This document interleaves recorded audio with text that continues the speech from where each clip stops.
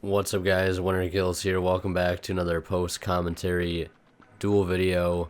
Another match from Sneak Peek. The Shiranui versus Spirals was not. That took place maybe a week before our Sneak Peek, but this is from the Sneak Peek tournament. We have Dark Magicians versus Zoodiacs.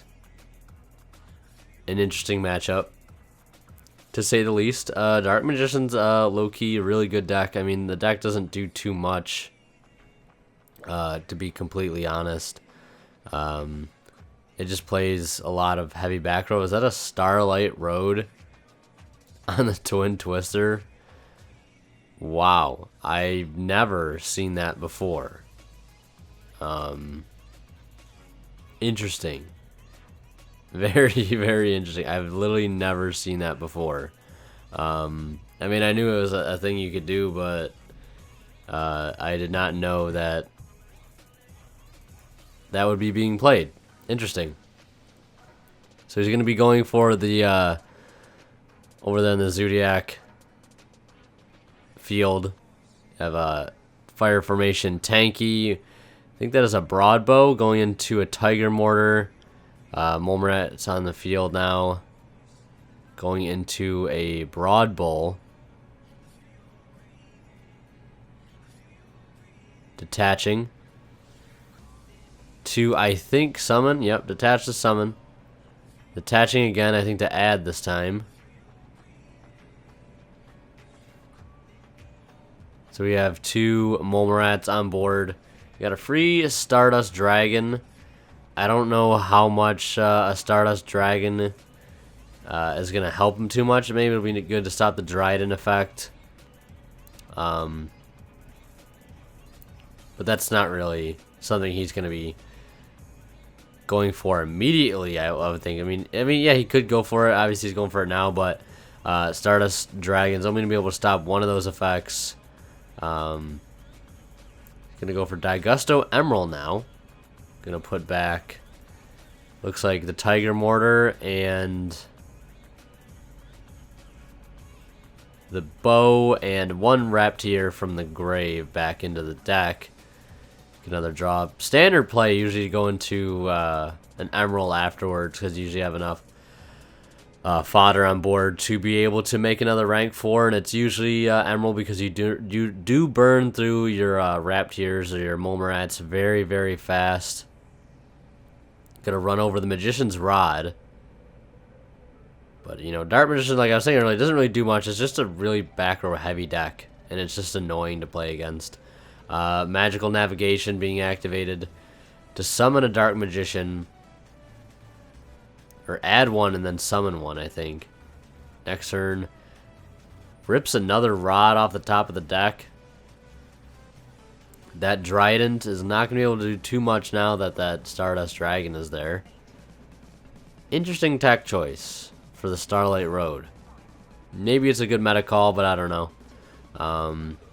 It seems too situational just to get a Stardust Dragon. I don't know. Stardust Dragon goes to run over the Trident. He'll activate the effect to pop the Stardust Dragon to trigger Stardust Dragon's effect. Activating Dark Magic Circle, but you cannot Ghost Ogre Dark Magic Circle for some reason.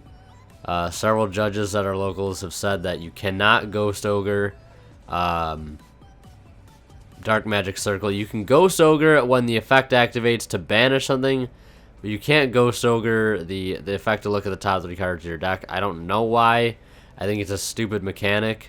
Whatever game mechanic it is preventing from Ghost Ogre actually doing that. If somebody wants to shed light in the comments on exactly why that is, that would be cool. There's Stardust Dragon returning. Don't want to forget about that. Of course, want to get your Stardust Dragon back. Dark Magician of Illusion, Dark Illusion Magician, another tanky. Gonna use the Magical Navigation from Grave to negate it. Another good thing about Stardust Dragon, I think it would help to stop the Interrupted Slumber. And now he's gonna Ghost Ogre, at least attempt to Ghost Ogre. But that will be met with a Solemn Strike. Terratop comes down to search the Techatomborg.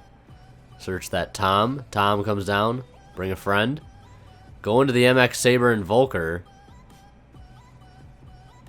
Don't want to forget that. Digestarmal gets banished off that Dark Magic Circle. Going for Raptier or Molmarat. Whatever. I think I'm just going to call him Molmarat. I don't know. I'll get used to Raptier eventually.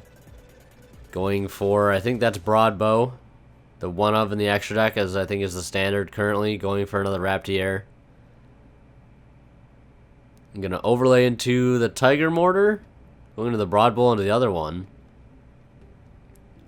Still don't know how Zoodiacs go about doing most of their combos. So I do apologize if I'm not entirely informed on every combo, what all the Xyzs do.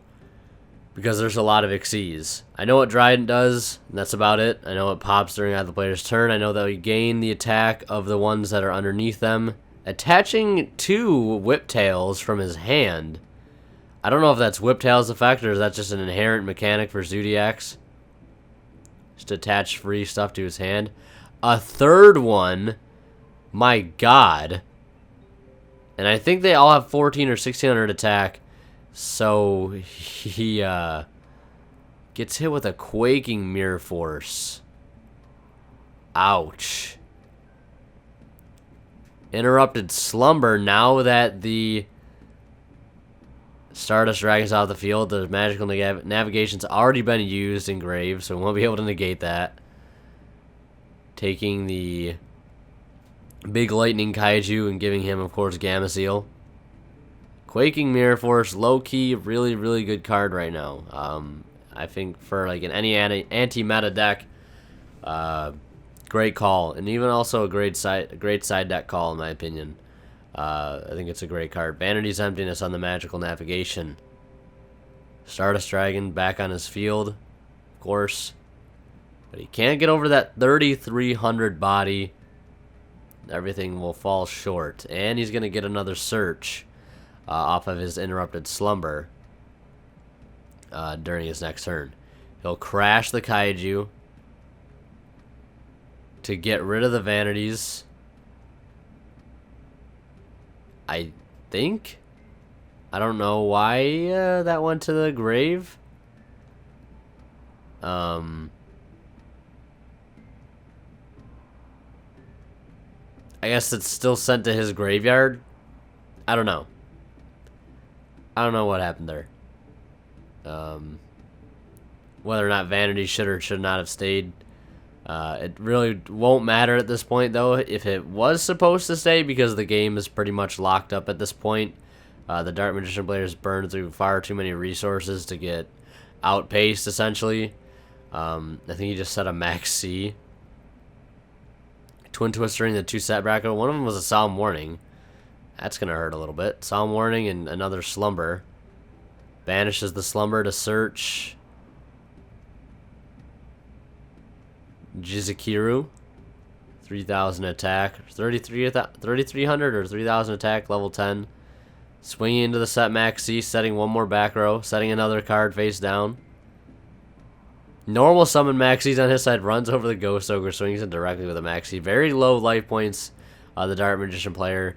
So he'll get Kaiju over top of his set Maxi, run it over, and swing in for enough damage for a game. We'll go into here, game 2 here.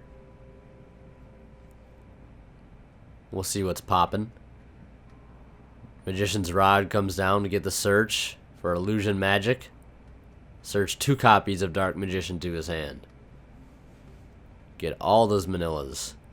Setting 2 back row and passing. Not an optimal first turn for Dark Magician. I think, as shitty as it sounds, but their optimal turn is like set 4 and have a Magician's Rod on field. And that's just kind of the play style that I despise. The Twin Twister for double navigation. What a setup. Damn. 2 Dark Illusion Magicians, 2 Dark Magicians. All because of one twin twister. Discarding the Thorough Blade. Terror Top comes down. Will it be uninterrupted? No, it will not. It will be hit with the Ghost Ogre. It would have been, I think, a pretty damn good turn there if he did not have that Ghost Ogre. Would have run right into the MX Saber Invoker, gone for Raptier, and continued to combo off into a field of monsters that really don't do anything. And there's a Flying C he was waiting for. You could see it itching in his hand, just ready to drop the Flying C. Sending Zoodiac combo, which I think is like a 1-of or 2-of trap that some builds play. I don't know if every build plays it. But the Flying C. A lot of people have been talking about Flying C. Oh, it's going to be, you know, the best side deck card. My friend Adam there on the right's been like, you know, I dare you. Play Flying C. I'll still win. I don't know. Flying C seems like a pretty solid card. You have Slumber to get rid of it, but in the heat of the moment like that, you don't always have Slumber. And once you've already normal summoned your Raptier and you have to clear it off the board with a Slumber to get rid of the Flying C, you're already losing the game at that point, in my opinion. Just like that, the game will be over. Just too much advantage on the Dark Magician field. And the Ghost Ogre hit with the Flying C. It's just two stops too many. And there is another Flying C. Can he play around it this time? We'll see. We'll just have to wait and see. Interrupted Slumber. Getting rid of the whole field. Like I said, Interrupted Slumber is really the only saving grace to deal with the Flying C. Maybe not on the Terror Top play was the best time to do that, but I think it's much better when it's like they summon Momarat, or they're about to use Momarat, because once that's in the field, you have to force them to clear that off their board as well. Unlike right there, where he still hadn't normal summoned yet.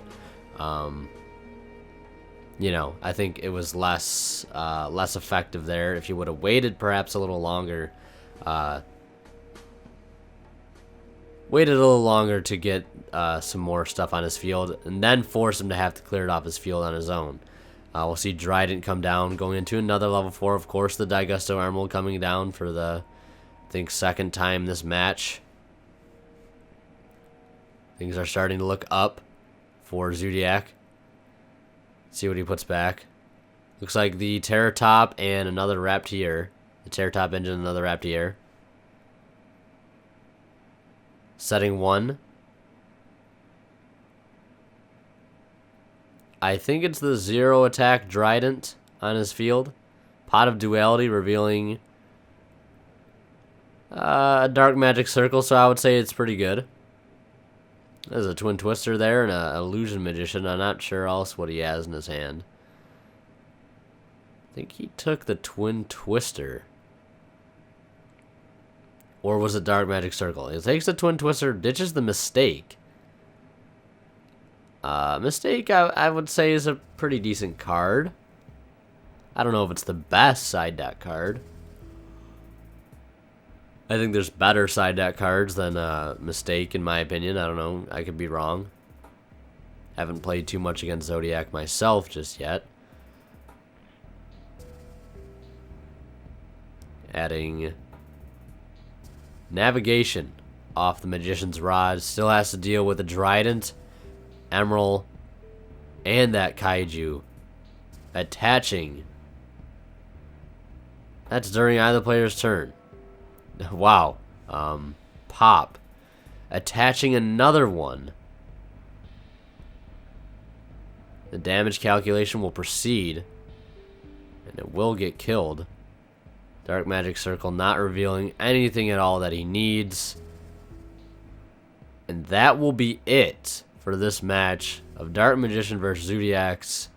I hope you guys enjoyed the video, the commentary, everything. Please leave a like if you did. Leave a comments down below.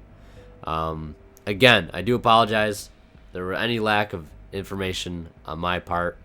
I do not study every archetype, so I don't know what optimal plays are being made. I'm just here to give some insightful commentary, and I hope you guys enjoyed that, and I hope I succeeded in doing so. Yeah, like I said, leave a like if you enjoyed. We just hit 3,900 subs last night, and we're almost to 4,000. I got to get some plans going for 4,000 subs. It's going to be crazy. We're almost to 1 million total views, ladies and gentlemen. 1 million total views. 1 million. Absolutely crazy. You guys are amazing. You guys are maniacs, and I love you for that.